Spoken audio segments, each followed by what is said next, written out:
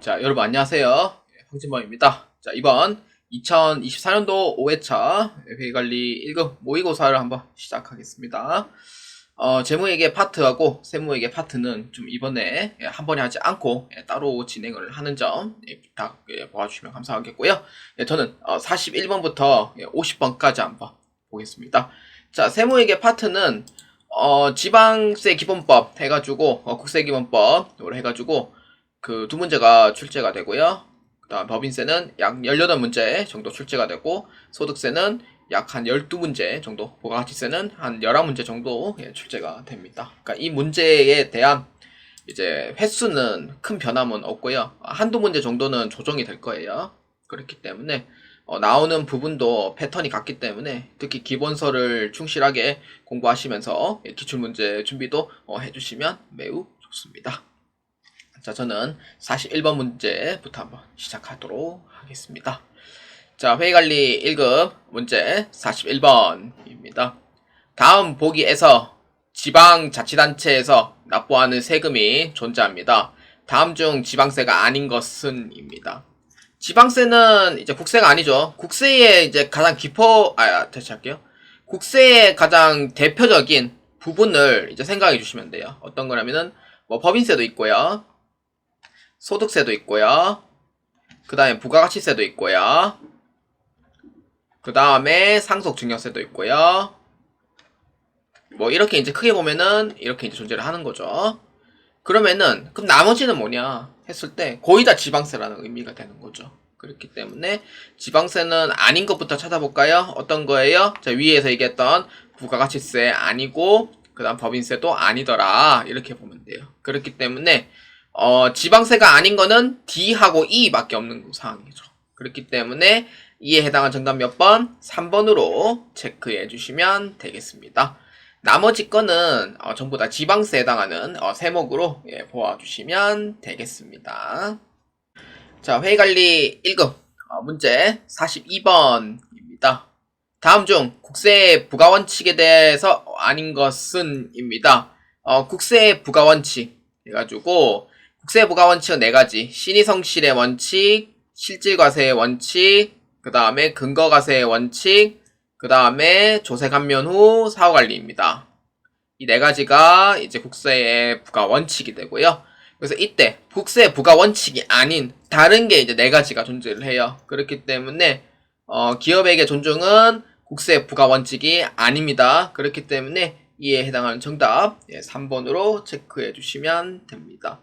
뭐 그 4가지가 그 이제 국세의 부가원칙 오른쪽에 이제 상반되는 게 있어요. 뭐 어떤 거 있냐면은 저도 세법책을 저도 가끔씩 봐야 되기 때문에 지금으로서 생각이 잘 안 나는데 뭐 조세감면 후 아니다 소국가세 금치 그 다음에 기업에게 존중 나머지 2개는 잊어버렸습니다. 책에 보면 있습니다. 예, 죄송하고요. 그래서 이런 부분은 국세 부가원칙이 아닌 그 다른 원칙에 해당하는 부분입니다. 그렇기 때문에 사실 이번의 답은 3번으로 보아주시면 되겠습니다. 자, 회계관리 1급 문제 43번입니다. 43번부터는 법인세 등에 해당하는 문제 약 58번까지 존재를 합니다. 자, 문제 한번 봅시다.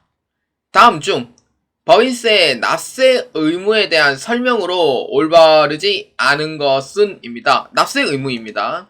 납세 의무는요, 법인세가 크게 4가지. 그러니까 영리법인하고 비영리법인으로 이렇게 또 나눠지고요. 영리법인은 물론 이제 한국 내에서 이제 근무하는 곳과 이제 외국계 기업이 있을 거고요. 비영리도 똑같이 내국에 운영하는 비영리와 그다음 외국계에서 운영하는 비영리가 존재를 할 겁니다. 그래서 이러한 부분에 대한 이제 뭐 소득 기준하고 그 다음에 이제 신고 납세 의무에 대해서 조금 달라요. 그렇기 때문에 자 한번 봅시다. 자 1번입니다. 국내 영리법인입니다. 국내외 모든 소득을 납부한다. 그러니까 사업소득을 의미를 하는 부분이고 청산소득 그러니까 회사가 해산을 할 때 마지막으로 내는 세금이 있어요. 청산소득 내야 되는 게 맞고 토지 등 양도소득은 당연히 납부해야 되는 게 맞습니다. 그래서 1번에 대한 부분은 맞아요.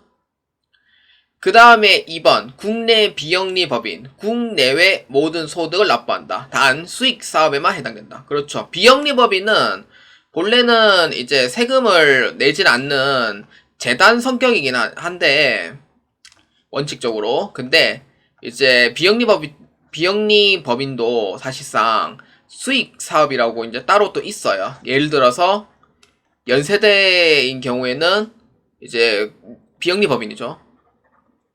그러니까 원래는 세금을 이제 거둬들이지 않는 비영리 법인인데 연세대에서 뭐가 유명해요? 저기 농구 선수 누군지 아시겠죠? 아니 그분 아니고 연세대 우유죠. 예. 연세대 우유는 면세 성격이긴 한데 그거죠. 뭐냐면은 수익 사업에 해당되는 거죠. 연세대 우유 예전에 많이 먹었었는데 연세대 우유 유명하죠. 연세대 우유는 실제 채용 공고 저도 본 적 있는데 서울에서 연세대 관련해서 경리직 채용하는 공고도 나오기도 합니다. 그래서 이런 부분의 수익 사업은 법인세 내야 될 납세 의무가 있어요. 그래서 있고 그 다음에 비영리 법인은요 청산소득을 납부하지 않습니다. 왜냐? 비영리 법인인 경우에는 해산을 하게 되면은 특히 예를 들어서 학교다라고 치면은 이제 요거는 국가에 기속이 돼요. 뭐 제가 들은 얘기로 그렇긴 하고요. 그렇기 때문에 청산소득 자체는 없고요. 토지 등 양도소득은 투기 방지를 위해서 투기를 억제하기 위해서 따로 이제 법인세 내야 되는 게 있습니다. 그래서 해당이 된다. 이렇게 보면 됩니다. 그 다음에 외국 영리법인과 외국 비영리법인 같이 봅시다. 외국 영리법인은 국내 거만 납부를 하게 됩니다. 국내 거만. 왜냐면은 이제 해외가 본점이고요. 그 다음에 지사가 한국에 있다면은 한국에 있는 것만 소득을 납부하도록 되어 있습니다. 그러니까 해외에 이제 본점을 두고 있는 데는 청산소득은 둘 다 없습니다. 왜냐? 해외에 본점을 두고 있다 보니까 이제 해외에서 다 청산소득을 하기 때문에 우리는 이제 청산소득 자체 미납부가 해당되는 부분이 맞고요. 그러니까 토지 등 양도소득은 투기 억제이기 때문에 외국 영리법인, 비영리 외국법인도 해당이 다 됩니다. 근데 4번인 경우 뭐예요? 토지 양도소득 미납부 아니죠. 토지 양도소득은 투기 억제 세력을 위해서 납부를 다 하도록 되어 있습니다. 영리, 비영리 구분 없이. 그렇기 때문에 이에 올바르지 않은 거 몇 번이에요? 그렇죠. 4번으로 체크해 주시면 되겠습니다. 자, 회의관리 1급 문제 44번입니다. 다음 중 법인세에 대한 설명으로 올바르지 않은 것은 입니다. 자, 1번입니다. 법인세 신고는 정관에 의하여 신고하는 경우 제외하고 각 사업연도 소득 기간은 1월 1일부터 12월 31일까지이며 1년을 초과할 수 없다. 법인세는 각 사업연도 기간을 이렇게 신고를 해서 적용하는 게 가능해요. 그러니까 어떤 회사는 7월 1일부터 6월 말까지 해서 9월 말에 법인세 내는 회사도 있고 어떤 회사는 뭐 9월 1일부터 8월 31일까지로 해서 12월 31일까지 법인세 내는 뭐 그런 기간도 있고요. 10월 1일부터죠. 10월 1일부터 9월 말까지 이렇게 대체로 3개월 단위로 끊어서 이렇게 납부를 많이들 합니다. 근데 대체로 회사에서는 이제 7월 1일부터 6월 말까지 사업기간을 잡는 회사도 있어요. 그리고 대체로 거의 다 99%는 1월 1일부터 12월 말까지. 그래서 만약에 정관에 의해서 만약에 이제 우리 사업연도랑 똑같이 회계 기간을 똑같이 맞추고 싶다 그러면은 신고를 하시면 돼요. 그러면 이건 언제까지냐? 사업연도 종료 전 3개월까지입니다. 종료 후 3개월입니다. 종료 후 3개월. 종료 전하고 후가 이게 많이 달라요. 종료 후 3개월 이내입니다. 그래서 신고를 하면은 그 다음 연도에 적용이 돼요. 적용이 되고 그래서 이제 만약에 정관에 의해서 신고를 안 하는 경우에는 무조건 1월 1일부터 12월 말까지예요. 정관에서 신고를 안 했는 경우는. 뭐 무신고 했다고 해서 뭐 따로 뭐 사업자 해가지고 뭐 미등록 가산세처럼 이렇게 나오는 게 아니고 무신고에 있는 경우에는 그냥 1월 1일부터 12월 말까지로 보고 사업연도를 잡으면 돼요. 그래서 1년을 초과할 수 없다라는 부분도 맞습니다. 그래서 1번에 대한 얘기는 맞습니다. 그러니까 정관이 있으면은 정관에 그걸 보여주고 사업연도를 직접 신고하면 되고, 그렇지 않으면은 1월 1일부터 12월 말까지 그냥 적용연도를 잡아주시면 되는 거예요. 자, 그 다음 2번입니다. 자, 법인세 사업연도 변경 신고를 하는 경우 각 사업연도 종료 전 3개월까지 신고할 수 있다. 전이에요? 아니죠. 아까 제가 얘기했던 후로 얘기했죠. 전후를 헷갈리시면 안 돼요. 사업연도 종료 전 3개월까지는요. 그 재고자산의 변경 신고할 때만 해당이 되고, 나머지는 사업연도 종료 후 3개월 이내까지 신고를 하는 거예요.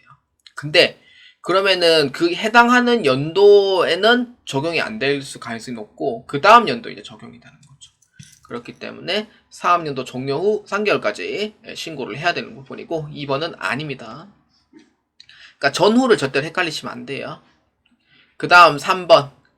법인세 결산 조정으로 회계장부에 반영되지 않은 것은 결산 조정으로서 송금 인정받을 수 없다. 결산 조정인데 회계장부에 안 돼 있다는 거예요. 그 조정사항이 신고 조정하고 결산 조정 나눠지는데, 신고 조정은요, 회계상 그거를 작성이 안 돼 있더라도 그냥 강제 조정을 하는 겁니다. 그리고 결산 조정은 회계상에서 금액이 작성이 돼 있어야 돼요. 돼 있으면은 그럼 송금 인정이 돼요. 근데 안 돼 있잖아요? 그럼 송금 인정 못 받아요. 그렇죠. 이걸 뭐 조정을 하냐를 했을 때, 그렇죠. 조정을 필요시에는 이제 해야 되는 경우도 생기는 거죠. 뭐 회사 계상액을 안 넣었을 때 이제 뭐 입금 산입이나 아니면 송금 불산입이나 그런 경우도 더러 있죠. 그렇기 때문에 반영되지 않은 부분에 대한 결산 조정으로는 송금 인정 받을 수 없다. 맞습니다. 결산서상에 입력이 되어 있어야지만 송금 인정을 받을 수 있는 그거예요. 그 다음 4번. 법인의 소득 처분은 유보, 상여, 기타, 배당, 기타, 사회유출 등으로 분류하여 처리한다. 그렇죠. 소득 처분은 나중에 이러한 사항이 있을 때 개인에게도 그 소득세를 납부하도록 누구인지 그 기속에게 이제 묻는 절차가 됩니다. 그래서 법인에게 이제 세금을 딱 한 번 부가 때리고, 그 다음 개인에게도 부가를 때리는 거예요. 근데 기타나 기타 사회 유출은 누구인지는 모르겠지만 세무조정 하라는 의미에서 뭐 따로 이제 개인에게 누구인지는 안 밝히는 거고, 상여하고 배당인 경우에는 요거는 이제 나중에 소득세 할 때 세금을 또 내야 됩니다. 개인 입장에서. 그렇기 때문에 누구인지 기속자를 확실하게 알기 위하여 이렇게 분류하여 처리한다라고 보아주시면 되겠습니다. 그래서 개인에게도 소득세 납부가 갑니다. 그래서 맞다 이렇게 보아주시면 됩니다. 그래서 이에 옳지 않은 건 몇 번? 2번으로 체크해 주시면 되겠습니다. 자, 회의관리 1급 문제 45번입니다. 주식회사 JB는 회사 내 자사주를 취득합니다. 2024년 10월 1일 자기 주식 장부 금액 700만원에 취득하였으며 2024년 11월 6일 자기 주식 770만원에 처분하였다. 이 경우 주식회사 JB의 세무조정으로 옳은 것은 입니다. 뭘까요? 요거는 이제 회계인 경우에는 그냥 그거죠. 그냥 자기 주식에 대한 처분이니까 뭐 그냥 자본으로 분류가 된단 말이에요. 근데 세무에서는 이 자기 주식에 대한 처분은 어떻게 보냐면은 그냥 수입 비용으로 봐요. 그러면은 의견이 일치해요? 의견이 일치 안 해요? 의견 일치 안 하죠. 그렇기 때문에 이 부분에서는 세무 조정이 발생을 합니다. 뭐 같은 자본이면은 굳이 조정 안 해도 돼요. 맞게 했는 거니까. 근데 세무 입장에서는 야, 자기 주식은 유형자산 처분으로 봐야 돼. 이런 의미에서 이제 수입 비용 보기 때문에, 그래서 자기 주식 처분 이익이죠. 그래서 이거를 세무에서는 뭘로 봐요? 수익으로 봐요. 그럼 수익은 뭐예요? 입금이죠. 그래서 입금 산입으로 시켜버립니다. 근데 세무 조정을 하려니 회계 쪽에서는 자본이잖아요. 그렇기 때문에 자산과 부채에 대한 변동은 없어요. 그럼 뭘로 봐요? 기타를 봅니다. 그러니까 자본은 대체로 다 거의 다 기타예요. 기타이기 때문에 입금, 산입, 기타로 소득 처분을 해주면 돼요. 그래서 이에 나온 정답 몇 번? 45번의 답은 4번으로 체크해 주시면 되겠습니다. 자, 회의관리 1급 문제 46번입니다. 다음 중 입금 불산입으로 올바르게 고른 것. 이 문제에서는요, 기본서에 보시면은 그 입금 불산입이라고 대략 한 8개 정도 이렇게 딱 나열을 분류를 해놔요. 기본서에. 그거에 대해서 물어보는 문제예요. 대표적인 게 뭐예요? 환급. 그 다음에 주식 발행 초과금. 그 다음에 뭐 감자 차익. 뭐 그 다음에 뭐 이중과세 방지가 바로 환급입니다. 뭐 그 다음에 뭐 자산 수중 이익이라든지 뭐 채무 면제 뭐 이익에 대한 뭐 결선 보전에서 이용했다. 원래 원칙은 입금 산입인데 결선 보전을 위해서 쓴다면은 입금 불산입이 됩니다. 뭐 이런 거. 그 다음에 뭐 미수수익은 그 법인세에서 현금 취급하거든요. 실제로 받은 건 아니면은 수익을 안 봐요.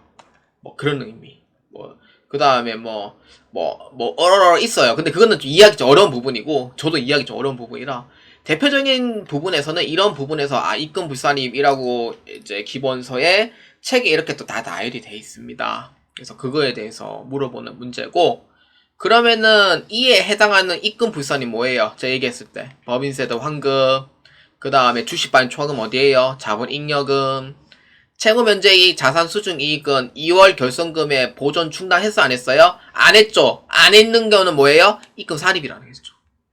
만약에 보전에 충당을 했다 하면은 입금 불산입으로 인정이 되는데 결선 보전 충당을 안 했잖아요. 그렇기 때문에 C는 관계없습니다.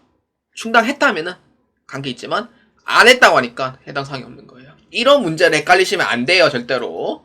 그러니까 저는 이 문제에서 약간 함정 카드를 좀 많이 파놓는 편입니다. 헷갈리지 말라고. 그래. 그 다음에 간주 입금. 이건 입금 산입이죠. 아직 수령하지 않은 미수 수익. 뭐예요? 돈 안 받았으니까 뭐예요? 이건 수익 보지 마라. 라는 뜻이고. 그 다음에 각 사업에서 생기는 수익금이 뭐예요?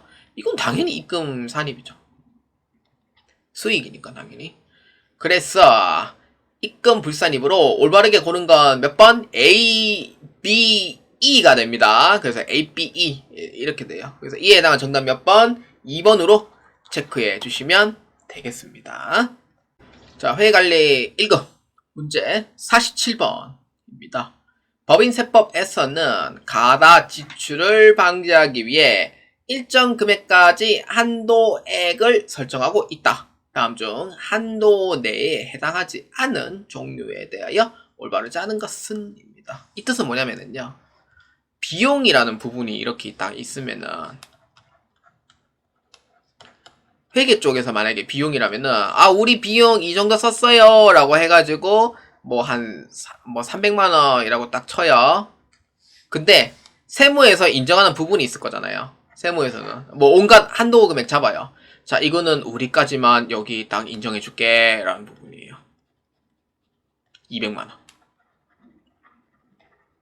그러면 200만원까지는 비용으로 인정해준다는 거죠. 근데 나머지 100만원은 뭐예요? 비용으로 인정해줘요? 안 해줘요? 안 해준다는 거죠. 그래서 이런 부분에서 해당하는 세무 조정이 있는 거예요. 그거를 찾으라 라는 의미예요. 뭐예요? 한도가 있는 것. 몇 번? 그렇죠. 1번과 2번과 3번은 한도 조정에 의해서 조정을 하는 거죠. 이건 있죠. 근데 이번에 가지급금 뭐예요? 이번에 가지급금은 한도라는 게 있어요? 없어요? 없죠.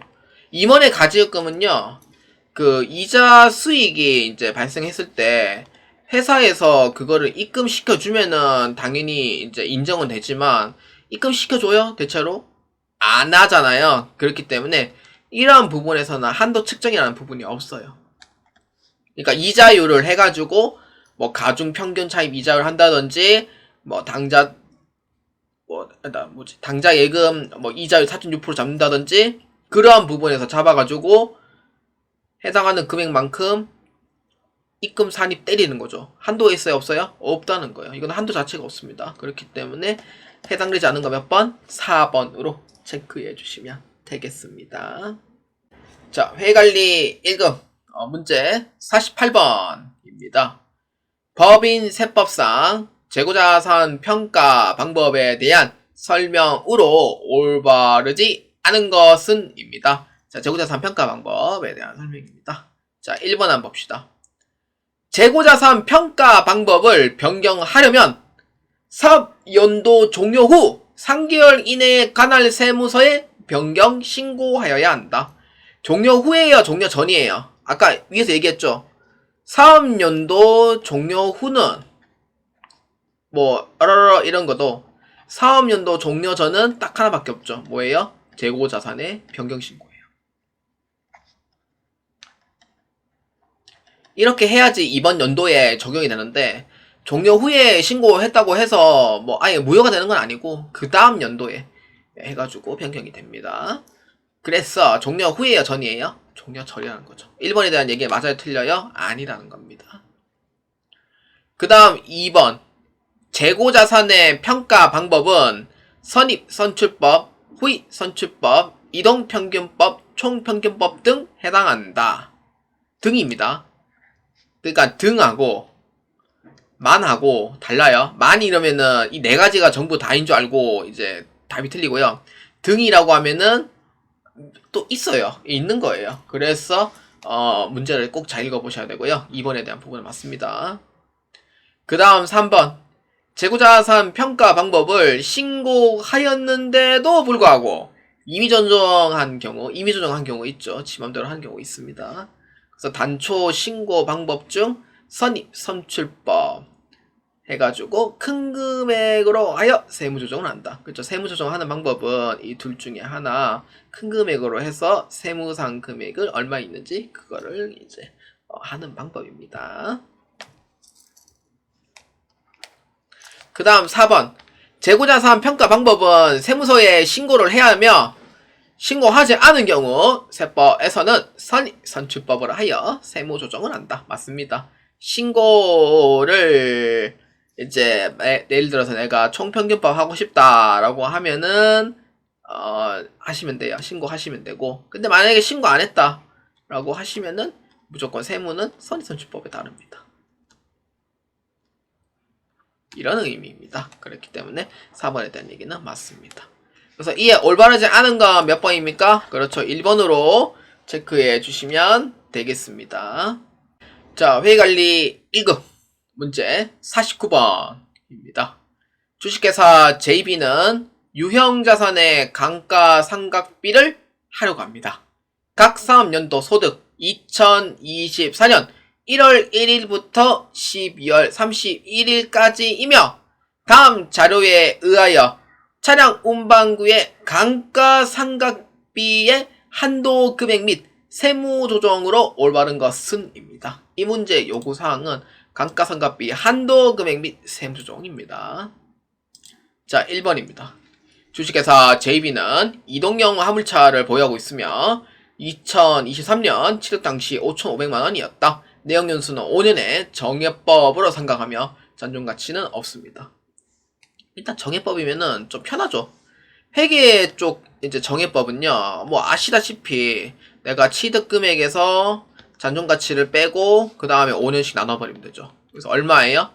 1,100만원씩 이제 계산되는 거죠. 게다가 2023년도에 취득했으니 이미 2년 경과가 됐죠. 그래서 감가상각비는 항상 금액이 일정하죠. 정액법은. 그렇기 때문에 회계상 감가상각비는 이렇다 이렇게 보아주시면 되겠고요. 그래서 봤는데 이제 2023년도 12월 말일자 감가상각비를 이제 회계는 쪽에서 이제 2023년도에 700만원 잡았고 2023년도는 1100만원 잡았고 그러므로 지금 상가 부인에게 지금 400만원이 존재를 하더라. 또 이렇게 되는 거예요. 시인 부족액이죠. 그러니까 이렇게 보시면 돼요. 2023년도에 세무는 정상적으로 했을 때 1100만원이 나와야 돼요. 근데 회계 쪽에서는 얼마 나와야 돼요? 700만원 밖에 안 나왔죠. 그래서 이거에 대한 400만원에 대한 부분이 뭐예요? 상가 부인에게요? 시인 부족이에요? 시인 부족액이라는 거죠. 이렇게 되죠. 시인 부족액이 나온 상태죠. 그럼 이런 부분에서는 그 삼각 추인이 안 됩니다. 시인부족액이 나온 경우에는. 그러니까 이걸 아셔야 돼요. 작년도에 시인부족액이 나오는 경우에는 그 송금 추인이 안 됩니다. 근데 중소기업의 특례가 규정이 돼 있으면은 송금 산입으로 이제 되는 건데, 근데 이거는 중소기업 특례라는 얘기가 없잖아요. 그래서 그냥 원칙적으로 그냥 따르면 돼요. 그래서 당해 연도에서는 만약에 이거를 한도 초과가 나왔다고 하더라도 이런 부분에서는 송금 추인이 안 되는 거죠. 그래서 이건 아셔야 돼요. 이거는 한도 초과 나오더라도 송금 추인이 안 돼요. 작년이 시인 부족이기 때문에. 그래서 시인 부족이 나오는 거예요. 이거는 작년 거에서 봤을 때. 자, 이렇게 되는 거죠. 자, 그렇기 때문에 2024년 12월 말일자 감가상각비는 또 다음과 같대요. 자, 보니까 회계 쪽에서 1,500만원이고 세무 쪽은 1,100만원이에요. 그래서 이게 상각 부인에게 나오는 거예요. 지금. 그러니까 2023년도는 시인 부족이 나왔고 2024년도는 상각 부인에게 나온 거죠. 그래서 얼마? 400만원 이렇게 나오는 거예요. 그래서 이거는 송금 불산입인 거죠. 자, 이거 작년에 송금 산입 나왔어요. 올해 송금 불산입이에요. 송금 추인돼 안 돼요? 추인하면 안 된다고 했었죠. 그래서 추인하면 안 돼요. 이거는 추인하시면 틀려요. 이거는 송금 추인하면 안 됩니다. 왜냐? 작년에 시인 부족에 올해 상각 부인액 나오면은 송금 추인 안 돼요. 안 되는 거고, 반대로 작년에 상각 부인액 나오고 올해에 시인 부족이 나왔으면은 송금 추인 됩니다. 예, 그거 잘 기억해주셔야 돼요. 송금 추인 안 됩니다. 예, 2023년도, 2024년도 비교했을 때. 자, 이렇게 됩니다. 자, 그래서 사업연도 2024년도의 세무조정은 적법하게 했대요. 그럼 그 뜻은 뭐예요? 2023년도에 세무조정을 했겠어, 안 했겠어요? 안 했는 거죠. 안 했는 겁니다. 안 했습니다. 할 수 없습니다. 안 했어요. 중소기업 특례 아니면 안 돼요. 못합니다. 2024년도에는 세무조정을 했을까, 안 했을까요? 했죠. 상각 부인액이 나왔으니까 세무조정을 했죠. 이거에 대한 설명입니다. 자, 문제 내용을 잘 이해해 주셔야 돼요. 문제 내용을. 그래서 한도는 얼마예요? 세무상 한도. 그렇죠. 1,100만원. 1,500 아니죠. 이거는 회계상 금액이에요. 제가 얘기하는 부분의 한도는 세무상 금액이죠. 세무상 금액을 봐야 되기 때문에 3번과 4번 정답이 될 수가 없습니다. 자, 그러면은 이건 송금 산입이에요, 송금 불산입이에요? 세무상 금액과 회계상 금액을 봤을 때 400만원만큼 초과를 했으니 400만원만큼 어떻게 돼요? 비용으로 인정받을 수가 없는 거죠. 그렇기 때문에 송금 불산입으로 봅니다. 이렇게 되죠. 그래서 이에 해당한 정답 몇 번? 2번으로 체크해 주시면 되겠습니다. 이 문제의 핵심은 뭐냐? 작년에 송금 산입인지 송금 불산입인지, 그 다음에 상각 부인액인지 시인 부족액인지 작년에 그거를 추인을 할 거냐 추인을 못 하냐, 그것도 잘 기억해 주실 필요는 있습니다. 그래서 그런 부분의 핵심을 잘 기억해 주시길 바랍니다. 자, 회계관리 1급 문제 50번입니다.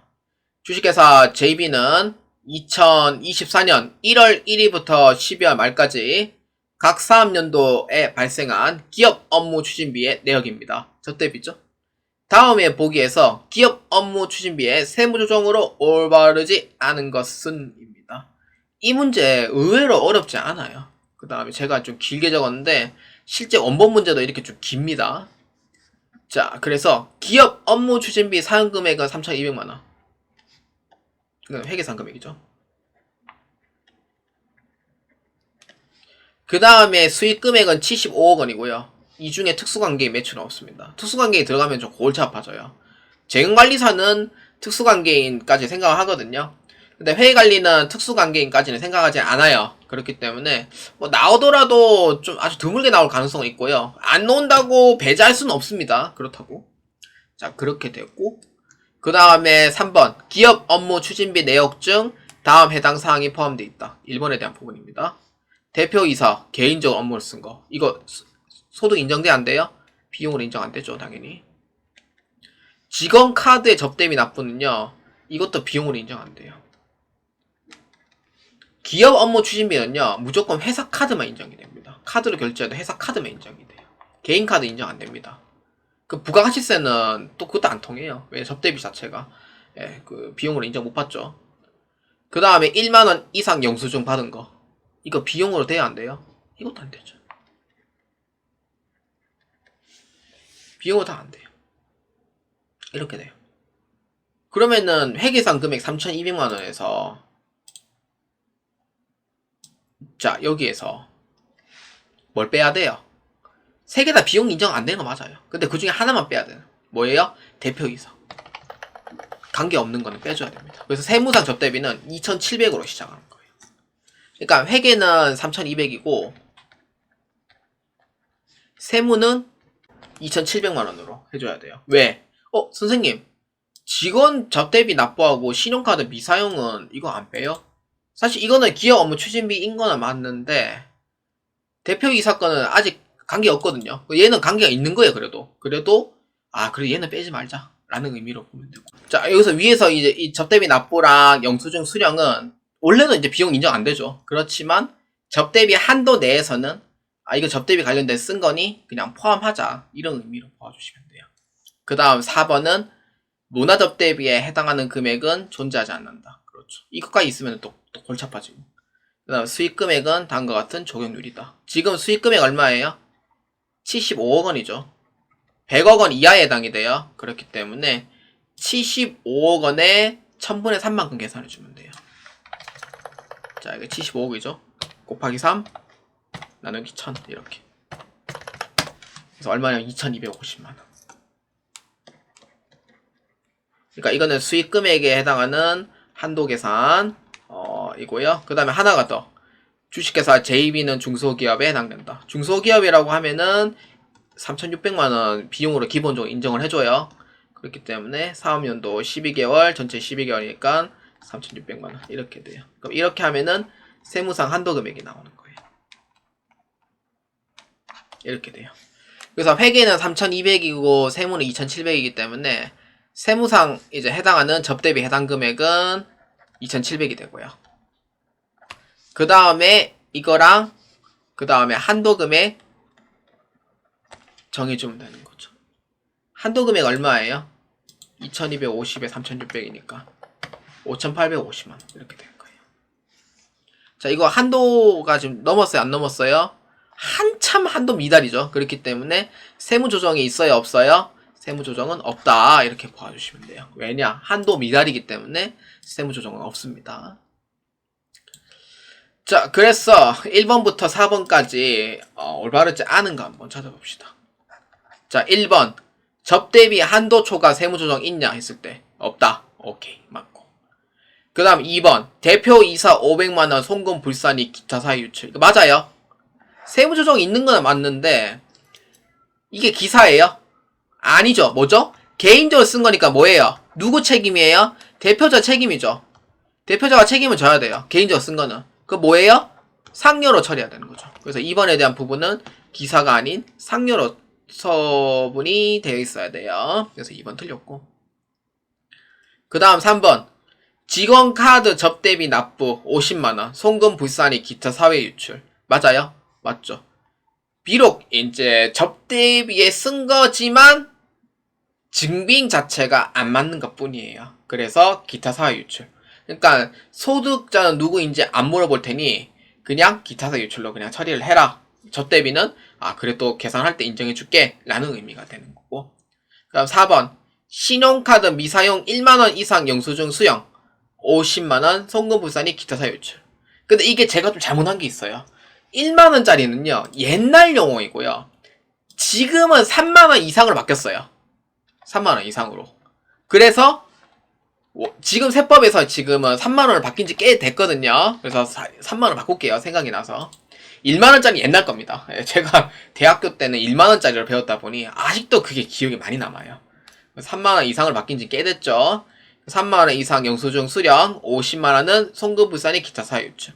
접대비에 쓴 거는 맞지만 증빙이 적합하지 않았다. 그래서 기속자이 누군지는 안 물어볼 테니 그냥 돈이 유출됐기도 하고 기타 사유 유출로 해라 라는 의미가 됩니다. 맞습니다. 그래서 이에 틀린 거 몇 번? 그렇죠. 2번으로 체크해 주시면 되겠습니다.